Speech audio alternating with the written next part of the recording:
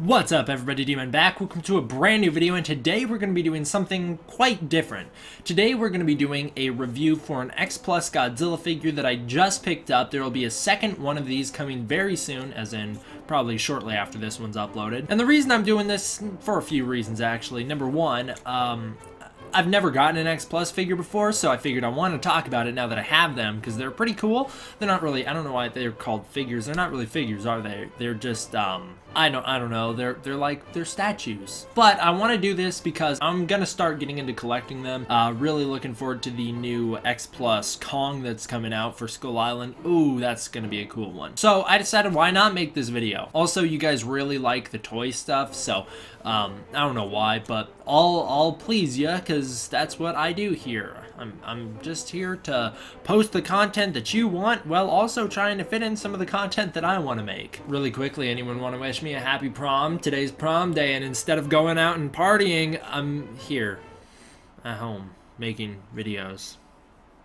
That's not too out of the usual, is it, for me? I feel like I do that a lot. Instead of going to social gatherings, I make videos.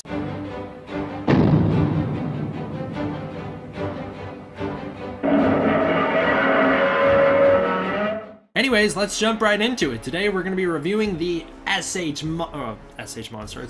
Hold on, let me retry that. Anyways, let's get right into it. Today we're going to be reviewing the X-Plus Godzilla 2002. Now, there's going to be some confusion here, some initial confusion, right? This isn't the 2002 Godzilla. Some of you are like, you're an idiot. This is the 2002 Godzilla.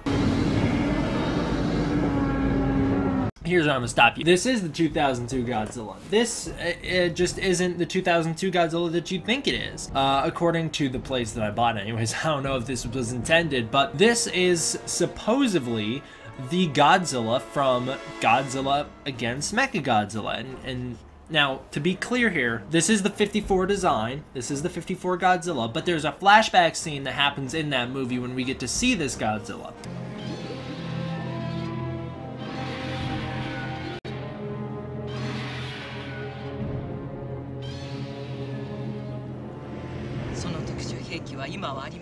Now, during that flashback, Godzilla was rendered in all CGI. He looked a little smoother, didn't have as much detail to him as the 54 suit had, and he has a little bit of a rubbery, cartoony look to him. This Godzilla is that exact same thing. This is exactly what that is. It's the 2002 Godzilla flashbacks from 54. Now, I did a little homework when I got home and checked up on the other X-Plus Godzillas, because I have tried to get X-Plus Godzilla 1954 before, and you can't find one for an affordable price unless you're gonna buy a super stylized version, and I didn't really want a stylized version. I wanted my first X-Plus Godzilla to be the 54 Godzilla.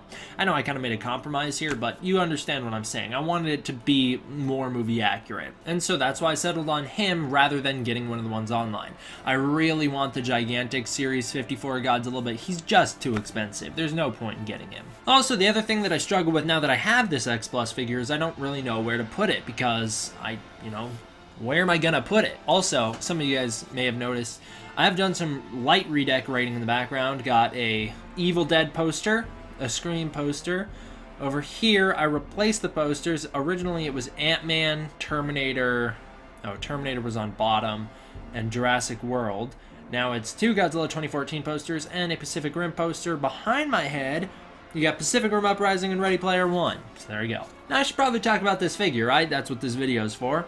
So overall, I mean, this guy has some weight to him. I don't know how big he is, and I don't have the box or anything like that. It was just the figure on display that he gave me, so he didn't really give it to me. I had to spend 150 bucks on it, but you get what I'm saying. So I don't really know the details of him, but he's heavy, all right, and I like it. He's got a very nice sculpt to him, nice detail. You can see there's some really in-depth detailing here. With the texturing of the skin, it's fantastic. And to give you guys a little close-up look on the face here, let's hope my light doesn't like blind him out, but you guys can see Godzilla's face here.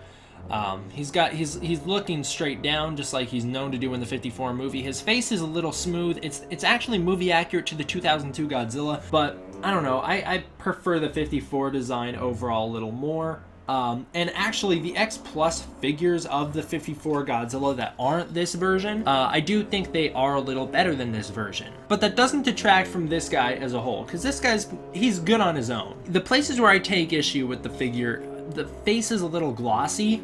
I don't know if you guys can see, but the face is a little glossy. It looks a little silly. This is an issue with my figure. He's missing teeth, as you can see. And when you look at the jaw, I think this would be an issue for all of them.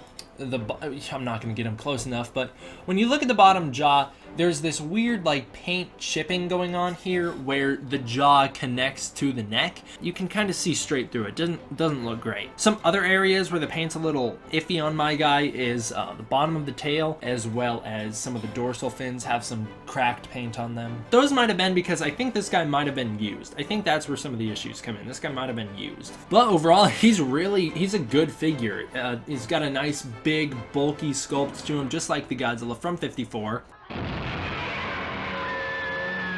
The paint is very well applied. I like there's a lot of coloration going on here where it's a lot of browns coming on in the chest area and the knees too. Really gives this guy some life. And I like that although he is painted in this monotone black and white style, he's not actually black and white because he does have some color on his toes and his fingers. And that really adds some life to him, makes him pop a little more. You can also see there's some coloration going on through the dorsal fins here. There's some brownish tones to it. But for the most part, this is movie accurate because he's a very nice charcoal gray. He has those very dark tones to him, and it's not like he's very earthy green and brown. It's very subtle worked through. Overall, I'm pretty impressed with my first X-Plus figure. I think one thing that's kind of awkward is his chest is a little flat. Like I turn him to the side, you can see it's just straight flat down, so it looks a little awkward. But when you're looking at him head on, you can't really notice it too much. I like how they have the wrinkles in the suit here as well that go up, because of course the suit would crease when Haruo Nakajima would move in it. So I like that they add that onto the figure, as well as giving him that puffed out chest bone, that collarbone. I'm a big fan of that. Of course, that makes a big return in Shin Godzilla. Who I need to get an X-Plus for. I need Shin Godzilla. This is pretty good. Another area that I have a little bit of issue, I don't know how movie accurate this is, but both of the hands have this webbing here on the hand between the thumb and the main and the first main finger. Both of them have that webbing. It just looks a little clunky, like the figure's not quite finished, but I can forgive it. Noticing a little paint chip on the tail too. Tippy top of the tail. I'm not totally sure how tall this Godzilla is. He's less than 30 centimeters, but I think he's probably around 25 centimeters. And if you're wondering, like, well, this was a $150 figure, and you're kind of like, all right, with some flaws with it. Yeah, I am. It's not going to be perfect. You're not going to get it perfect. To compare, this is about a $30 guy. It's a piggy bank. But there's a noticeable quality difference between this $30 piggy bank, which I like. I love this piggy bank, and this $150 figure. You see where the money comes in when you look at them side by side. Actually, this guy's bigger and heavier, obviously, but you can really see the difference between sculpt alone really makes the price. I do like this guy, though. It's my favorite, one of my favorite suit designs, the 74 design, so you all know I love that.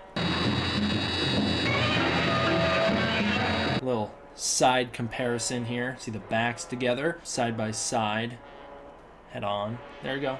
If you haven't been able to tell, I'm not a professional toy reviewer, so overall, pretty solid figure.